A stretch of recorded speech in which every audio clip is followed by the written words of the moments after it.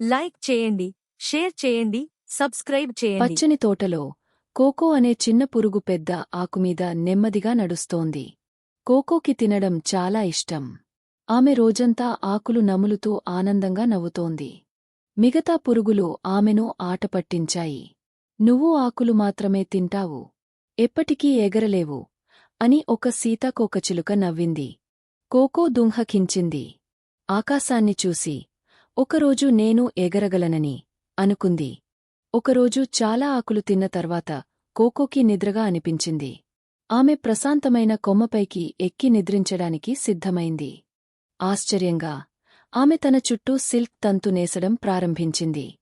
కొద్దిసేపట్లోనే ఆమె పూర్తిగా పట్టు పొరలో కప్పబడిపోయింది. రోజులు గడిచాయి. తోటలో పువ్వులు విరిశాయి. గాలి మృదువుగా వీచింది. కోకూన్ లోపల కోకో మారుతోంది. ఆమెకి నిద్రపోవాలనిపించడం లేదు. ఒక ప్రకాశవంతమైన ఉదయం కోకూన్ కదలడం ప్రారంభించింది. చిట్లి తెరుచుకుంది. అక్కడినుంచి బయటకు వచ్చింది కోకో. ఇప్పుడు ఆమె పురుగు కాదు, అందమైన సీతాకోకచిలుక. కోకో నవ్వి చెప్పింది, మార్పు సమయం పడుతుంది, కాని అది అందంగా మారుస్తుంది. సహనం మరియు ఎదుగుదల మనల్ని అందంగా మారుస్తాయి.